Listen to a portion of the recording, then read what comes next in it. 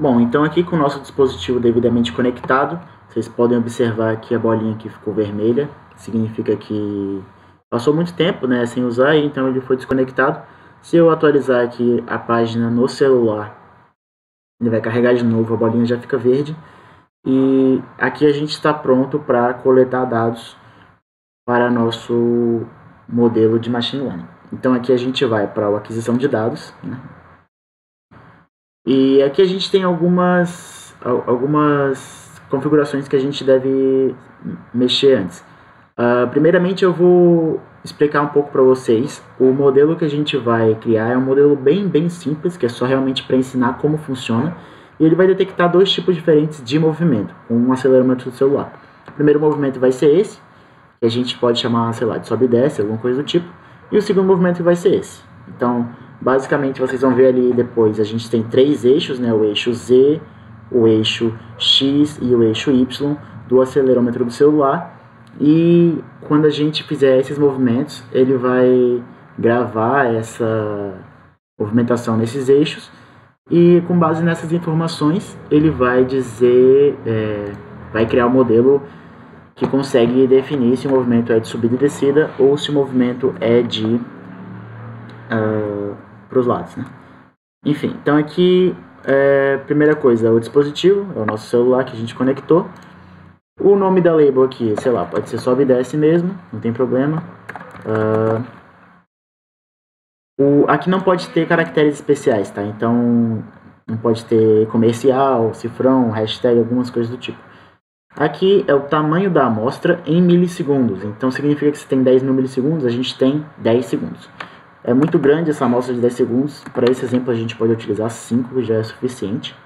O sensor aqui, como eu disse, né, os celulares, a maioria tem esses três. A gente vai usar o acelerômetro. E a frequência aqui do dispositivo, ela não tem... A maioria dos dispositivos você não vai ter essa opção, né? Então vai ser a padrão mesmo.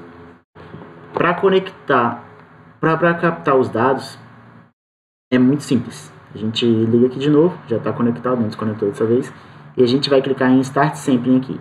Só que quando clicar em Start Sampling, ele já vai contar esses 5 segundos. Então a gente já tem que começar a fazer o movimento para ele gravar. Vamos lá então. No dispositivo aqui aparece escrito Waiting. E aí ele começa a contagem. Dá para você ver quantos segundos faltam. E pronto. Ele coletou o primeiro dado do nosso modelo. Aqui a gente tem algumas informações, né? O primeiro dado coletado aqui, o tamanho dele, 5 segundos, a data que ele foi adicionado e a label dele aqui, que é sobe e desce, né? Então esse tipo de movimento foi o sobe e desce. Se eu gravo como sobe e desce e faço o movimento errado aqui, isso vai dar um problema depois, porque você vai estar... Aqui é basicamente a gente ensinando para a máquina, né? Machine Learning, a máquina está aprendendo e é a gente que está ensinando. Então meio que se você ensina errado alguma coisa para alguém, a pessoa vai aprender errado. Não tem muito mistério isso. Como a gente pode ver aqui os eixos que eu falei, o eixo X e o eixo Y são representados por vermelho e verde. Eles praticamente não mudaram, né? Tem um pequeno ruído que é normal, porque a mão não tem como ficar tão firme. E aqui o eixo Z, que é mais ou menos um sobe e desce, né? Às vezes vai um pouco para cima, às vezes vai um pouco para baixo, mas é mais ou menos isso. E isso aqui já é o suficiente para o dispositivo analisar os próximos, né? Então a gente gravou um dado, como eu disse, os conjuntos de dados são grandes, muito grandes para esses modelos de machine learning, e você deve gravar várias vezes de cada uma das labels, né? Então a gente gravaria outra para a mesma label e, enfim, isso, né? Se você pensar aqui no modelo razoável para a gente fazer esse teste, ele realmente funcionar e identificar, teriam que ser, no mínimo, umas 30 amostras de cada camada, né? Se você tiver 4 tipos de movimento, você vai ter que fazer umas 30 amostras de cada, vai dar umas 120 amostras, 5 segundos cada amostra, vai demorar um tempinho. Então eu vou dar uma pausa no vídeo e vou voltar aqui com bastante número suficiente de amostras, né? Mas antes de cortar o vídeo, eu vou gravar um exemplo aqui do outro tipo de movimento, que é só para vocês verem realmente como é que é. Eu vou chamar aqui de esquerda e direita. O nome aqui não importa muito, tá, gente? Vocês podem colocar o nome que vocês acharem mais conveniente, né? De preferência um nome que represente o movimento. que é para você saber do que se trata, né? Porque se colocar só um nome aleatório aqui não vai ajudar muito também para os outros colaboradores dos projetos. Então aqui, nesse de esquerda e direita, a gente grava que a amostra ela vai ter o mesmo tamanho das outras, é importante que elas sejam padronizadas. E aqui a gente já pode ver que o eixo Z ele ficou parado, ele não está em zero, tá? Mas ele ficou parado, isso que é importante, né?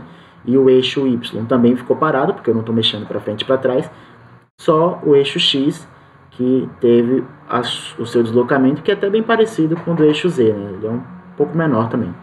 E aí quando você for gravar as próximas amostras, é bom que você faça o mesmo movimento, mas às vezes faça o alcance maior, entende? Tipo assim, ou às vezes mais curtinho também, que é para você ter uma variedade de movimentos, né? Todos eles são mesmo movimentos da mesma classe, mas eles não são exatamente iguais, ó.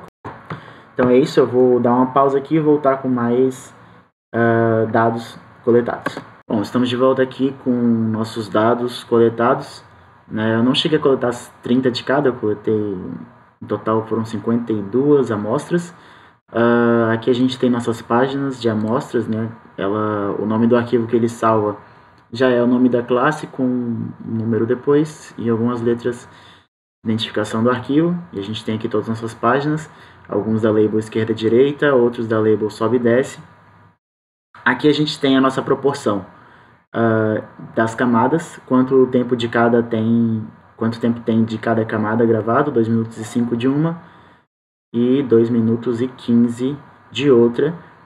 Não precisa ser exatamente igual, mas é importante que seja distribuído, né? Por exemplo, um número próximo de umas 20 e poucas de uma e 20 e poucas de outra, 30 e poucas de uma, 30 e poucas de outra.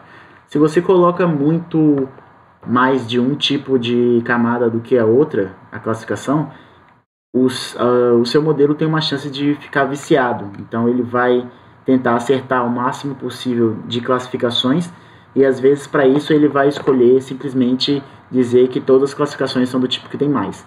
Quando você faz meio equilibrado assim, isso é muito mais difícil de acontecer.